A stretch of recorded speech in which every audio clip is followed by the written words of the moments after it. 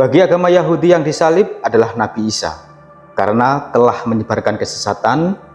Bagi agama Kristen yang disalib adalah Nabi Isa dalam rangka menebus dosa semua manusia. Dan bagi kita yang disalib bukanlah Nabi Isa ibn Maryam, melainkan orang yang diserupakan wajahnya oleh Allah Subhanahu wa Ta'ala. Assalamualaikum warahmatullahi wabarakatuh. Sobat Sasirah Pangestu yang dimuliakan Allah, semoga kita selalu dalam keadaan sehat walafiat. Amin ya robbal alamin. Ini adalah kisah tentang seorang nabi yang dianggap anak Tuhan oleh agama lain. Sementara itu, Isa adalah putra seorang wanita solehah bernama Maryam. Di sini kita akan membahas tentang peristiwa penyaliban Nabi Isa atas perintah dari seorang raja zalim bernama Herodes. Dan mohon maaf untuk penonton selain yang beragama Islam, kalian silahkan skip video ini. Karena di sini kita akan mengisahkan Isa ibn Maryam dalam sudut pandangan Islam. Nabi Isa alaihissalam lahir di Bethlehem, Palestina. Beliau lahir dari rahim seorang wanita perawan yang suci bernama Maryam binti Imran. Tentunya ini bukan hal yang mustahil untuk Allah Subhanahu wa Ta'ala. Seorang anak bisa dilahirkan tanpa adanya persetubuhan. Bayangkan saja teman-teman, bahkan Nabi Adam dan Hawa pun tidak memiliki orang tua. Keduanya tidak dilahirkan dari rahim seperti manusia pada umumnya. Semuanya mudah untuk Allah Subhanahu wa Ta'ala atas kehendaknya. Di dalam masa kenabiannya, Nabi Isa ditentang keras oleh kaum Yahudi ketika itu. Karena Yahudi dianggap ajaran Nabi Isa ini menyimpang. Bahkan dewan-dewan tertinggi ketika itu menentangnya di tengah-tengah penentangan oleh kaum Yahudi terhadap Isa ibn Maryam. Ternyata ada 12 orang murid Nabi Isa yang setia kepadanya di dalam Al-Quran surat As-Saff ayat ke-14. Mereka ini disebut dengan Hawariyun atau Hawariyin. Sobat Sasirah Pangestu yang dimuliakan Allah. Nah, pada suatu hari atas perintah Raja Herodes dan para pendeta Sanhedrin, ketika itu mereka berniat untuk membunuh Nabi Isa. Lalu Nabi Isa mengetahui hal itu, bahwasannya orang-orang Yahudi tengah mencarinya dan berniat untuk membunuhnya. Karena hal itu Nabi Isa dan para muridnya bersembunyi di suatu tempat. Lalu salah seorang murid Nabi Isa yang bernama Yudas Iskariot suatu hari pergi menghadap Raja Herodes. Yudas hendak menukar Isa dengan sejumlah uang 30 shekel. Dikisahkan bahwasannya Yudas ini menawarkan kepada sang raja kalau dia tahu di mana Isa bersembunyi, Yudas akan memberitahukan asalkan sang raja mau memberikan sejumlah uang. Akhirnya Raja Herodes pun menyetujuinya. Kemudian berangkatlah mereka dengan dituntun Yudas menuju tempat persembunyian Nabi Isa. Maka setelah sampai di lokasi, ternyata Nabi Isa tidak ada, karena Allah Subhanahu wa Ta'ala telah mengangkat Isa ke langit secara utuh. Secara utuh di sini maksudnya adalah ruh dan fisiknya. Dan ketika Yudas mengetahui bahwasannya Nabi Isa tidak ada di lokasi tersebut, maka atas izin dari Allah Subhanahu wa Ta'ala, Yudas Iskariot diubah wajahnya menyerupai Nabi Isa. Karena Yudas telah berkhianat kepada utusan Allah, Isa ibn Maryam.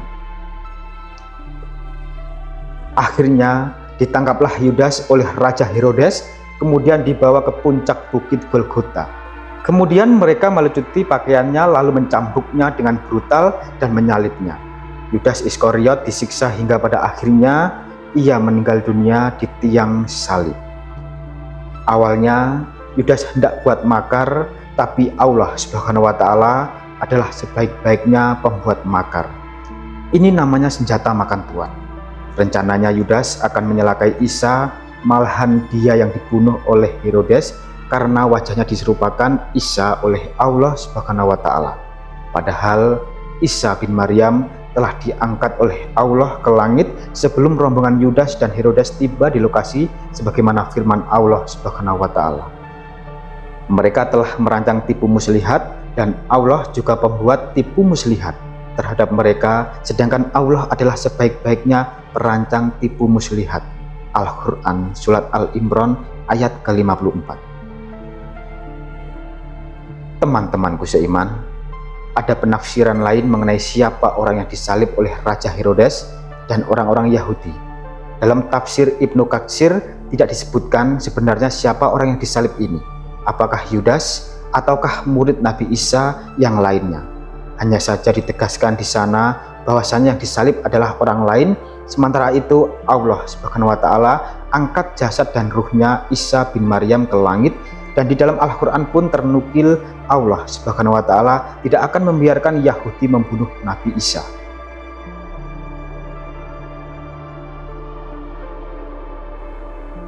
Sobat Jazirah Pangestu yang dimuliakan Allah, sebenarnya teman-teman, orang-orang Yahudi pun ragu-ragu ketika itu apakah benar yang mereka salib itu adalah Isa bin Maryam. Karena ketika mereka hitung jumlah Isa dan muridnya harus ada 13. Tapi ketika mereka hitung jumlahnya hanya ada 12 orang saja.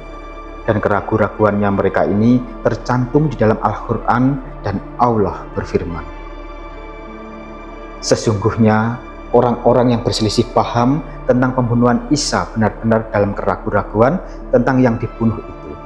Mereka tidak mempunyai keyakinan tentang siapa yang dibunuh itu kecuali mengikuti prasangka belaka. Mereka tidak pula yakin bahwa yang mereka bunuh itu adalah Nabi Isa, tetapi yang sebenarnya Allah telah mengangkat Isa kepadanya dan adalah Allah Maha Perkasa lagi Maha Bijaksana. Tidak ada seorang pun dari ahli kitab kecuali akan beriman kepada Isa sebelum kematiannya. Dan di hari kiamat nanti, Isa akan menjadi saksi terhadap mereka. Al-Quran Surat An-Nisa ayat 157 sampai dengan 159. Hingga kini teman-teman, Nabiullah Isa masih hidup dan tengah berada di atas langit sana. Kita sebagai umat muslim wajib mempercayai bahwasanya Isa bin Maryam tidak pernah mati di tiang salib. Dan ketika dunia tengah berada dalam fase-fase hari kiamat, Allah Subhanahu wa Ta'ala turunkan Nabi Isa di menara putih di sebelah timur kota Damaskus dengan memakai 2 potong baju yang dicelup jafaron dan wars, dengan meletakkan kedua tangannya di atas sayap-sayap 2 malaikat. Jika dia menundukkan kepalanya akan menetes, jika dia mengangkatnya turunlah air seperti mutiara. Maka tidak ada seorang kafir pun yang mencium aroma nafasnya, kecuali dia orang kafir itu pasti mati, dan nafasnya Nabi Isa tercium dari jarak jauh pandangannya. Isa mencari Dajjal hingga menemuinya di pintu Lut, lalu membunuhnya. Setelah itu Isa bin Maryam mendatangi suatu kaum yang dijaga oleh Allah dari Dajjal. Ia mengusap wajah-wajah mereka dan menceritakan tingkatan-tingkatan mereka di surga. Ibnu Katsir dalam kitabnya Qisas Al-Anbiya menuturkan, Nabi Isa alaihissalam akan turun di sebuah menara berwarna putih yang terletak di kota Damaskus. Ketika itu beliau akan mendirikan sholat subuh, dan Imam Mahdi yang saat itu menjadi pemimpin kaum muslimin akan berkata kepadanya, majulah wahai Rasulullah, jadilah imam. Akan tetapi Nabi Isa menjawab, tidak. Di antara kalian ada pemimpin-pemimpin yang telah dimuliakan oleh Allah dalam umat ini. Kisah ini berdasarkan hadis riwayat Muslim dan Ahmad. Hal itu mengisyaratkan Nabi Isa alaihissalam saat itu bukanlah sebagai nabi, sebab Rasulullah Muhammad Shallallahu Alaihi Wasallam adalah nabi dan rasul yang terakhir. Tak ada utusan Allah setelah beliau Shallallahu Alaihi Wasallam. Adapun Nabi Isa alaihissalam akan tampil di tengah kaum muslimin waktu itu, juga sebagai pengikut risalah Muhammad Sallallahu Alaihi Wasallam. Syarat yang akan dipakainya ialah berdasarkan Al-Quran dan Sunnah. Wallahu a'lam bishawab. Jadi itulah kisah Nabi Isa dalam sudut pandang Islam. Semoga kisah ini bermanfaat. Lebih dan kurangnya mohon dimaafkan. Yang benar datangnya dari Allah Subhanahu wa Ta'ala, kesalahan atau kekeliruan itu datangnya dari saya pribadi sebagai manusia biasa. Saya akhiri, wassalamualaikum warahmatullahi wabarakatuh.